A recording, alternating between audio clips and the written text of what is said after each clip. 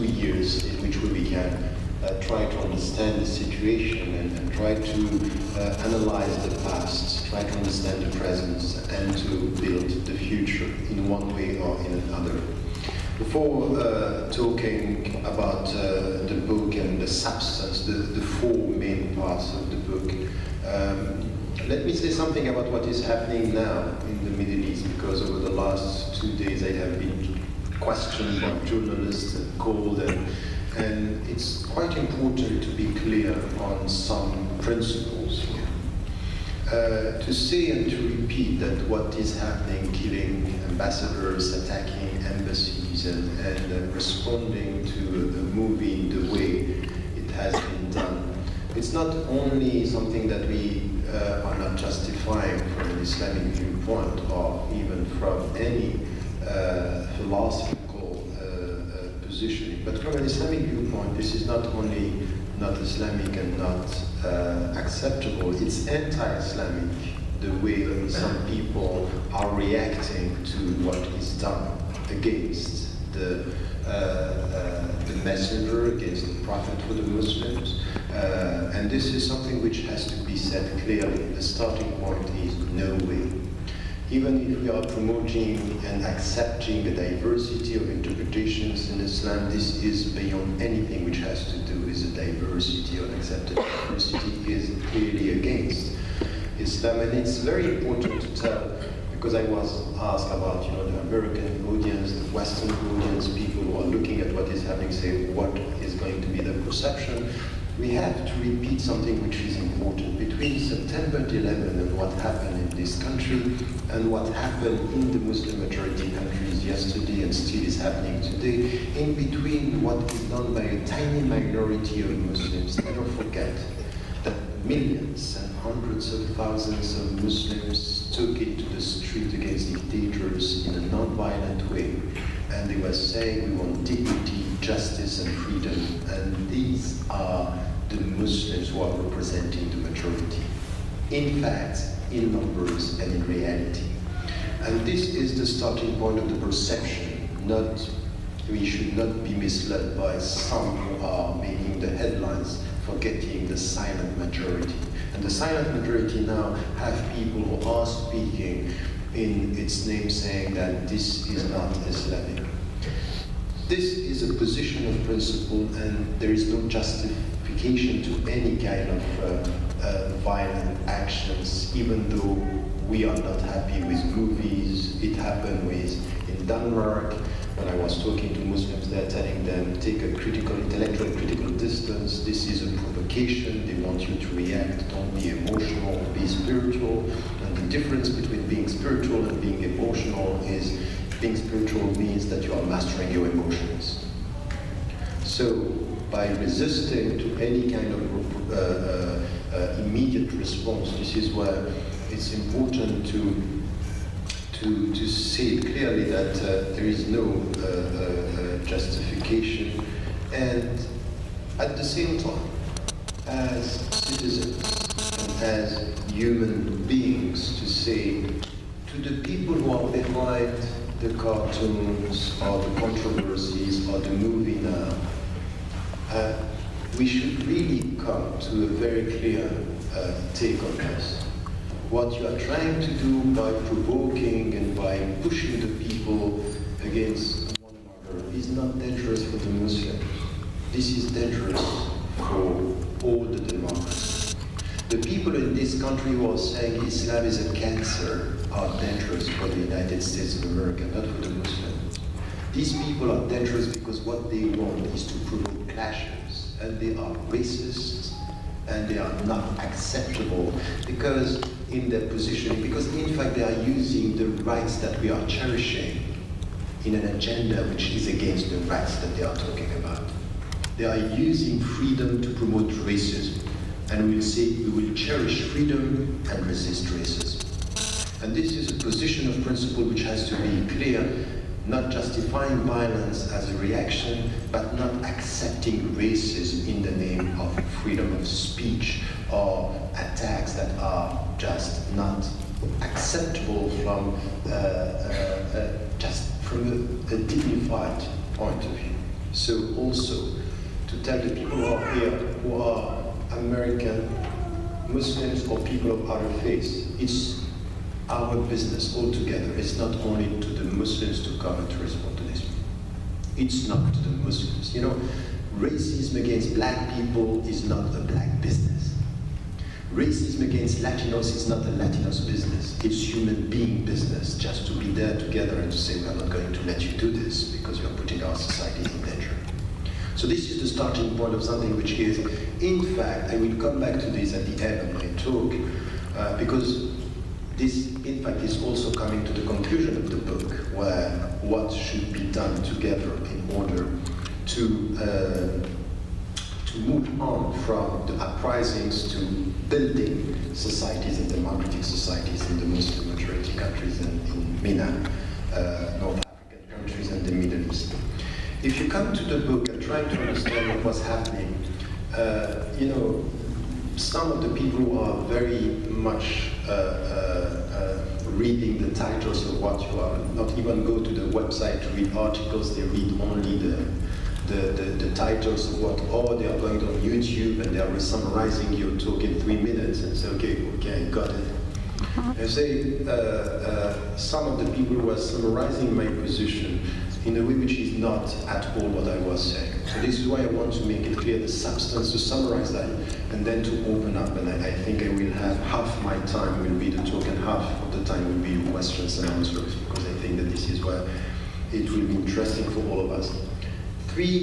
Four main parts in the book. The first is really to come to this very quick celebration by the people saying it's the spring, these are revolutions. And from the very beginning, I started to study what we knew before and what was known before and not said before.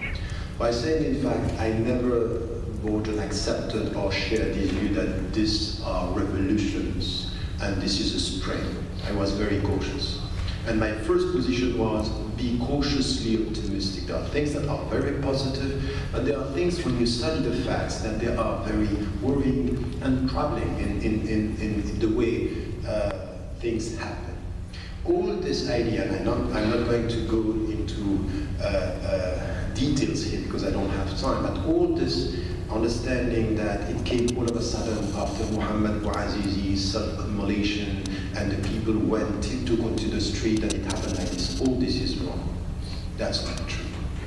Not only people who are trained, not only the first to talk about we are going towards democratization in the Middle East was George W. Bush in 2003.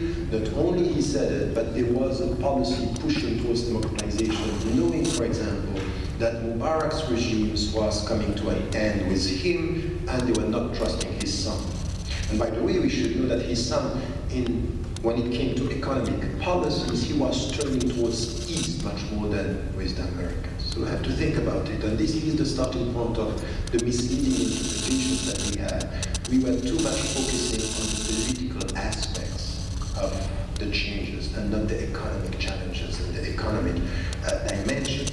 So the fact that we have, the regimes, the Mubarak regime, Ben Ali himself, he was known as being very sick, and that there were already European administration were talking to the opposition. All this is known. Not only this, that the State Department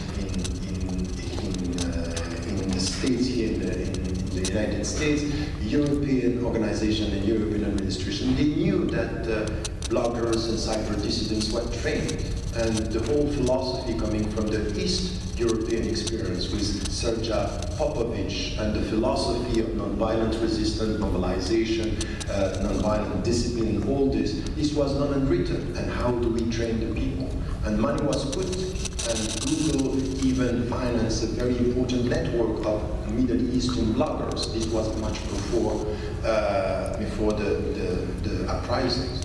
We need to get this just to make it clear that not everything was under control, and this is why I'm against any kind of conspiracy theory that the American government and administration and the Europeans were behind.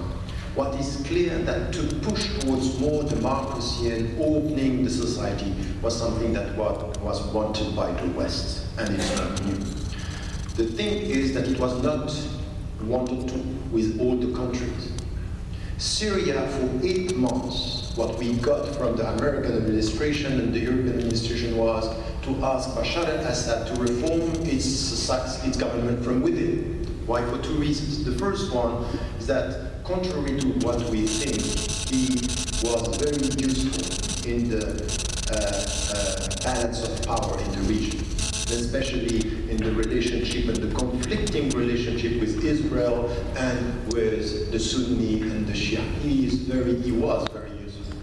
It was not expected to see the Syrian people so committed to freedom and to go against and ready to be killed. And it took 8 months to try to find trustworthy people in the opposition. For 2 reasons. The first is that the leading people in the opposition were the Muslim Brotherhood, and second, we had leftists, and these leftists were very anti-American.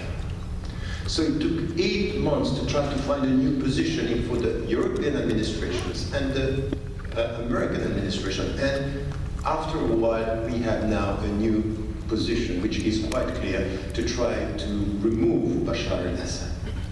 At least this is what it is said as to the consequence of what is happening. But when we see now how the Russian and the Chinese are resisting because of what happened in Libya, they were trapped in Libya when this no-flight zone was decided, NATO went, and they were completely out of the picture. In fact, now Libya is under the economic supervision of the United States of America, France, Britain, and Qatar. Not at all Russia or China. They lost this, so they don't want to lose with Syria. And it's as if today, paradoxically, when I put it as a question, the powers agreed not to agree on Syria. And to let it go, as we know the strategy of low-intensity conflict, and to destabilize the region, which is also a way to be present, to control out of this instability. We have to think about this, because all this discourse, seriously, is something wanted to be done in Syria. It could have been done much before. We are witnessing the killing of innocent people and say we cannot do anything. I doubt this rationale. Now, the point for me is, the first part is to say what was done before and in which way it was pushed in some country and not pushed in others. And the alternative media, the way they were using, we know now that, for example, Google gave the satellite codes to the Egyptians and at the beginning not to the Syrians. The coverage of Al Jazeera was different in Bahrain than it was in Egypt or in Tunisia, and quite clearly, because what was the way it was to be pushed in Egypt and in Tunisia was different from the geostrategic interest of securing what could happen to the petrol monarchies. So we have to keep this in mind. I think in our reading it's very complex, it's not easy, but I don't at all buy this reading, oh, it came all of a sudden, the people were going for democracy and they were supporting. I think it's much more complex than this, and this is why I'm cautious. These are not revolutions yet. I don't know if they are unfinished or unachieved revolutions, and the spring is still to come. This is one. And when I was talking to a journalist this morning, he told me, oh, it might be wise to call for cautious optimism with what is happening now.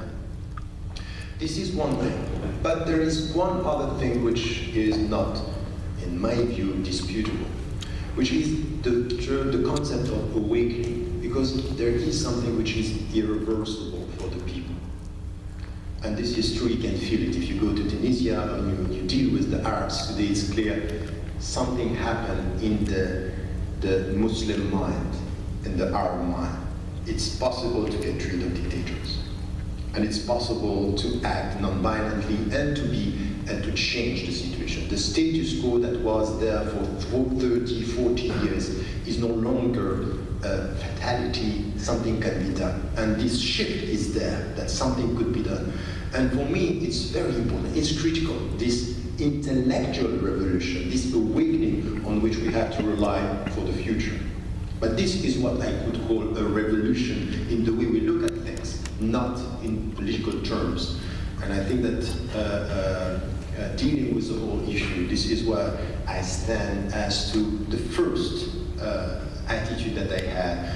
And unfortunately, what is happening in the region is just confirming what I was saying at the beginning. And I was very much criticized by Arabs and people, even from my own family, saying it means that you don't trust the people.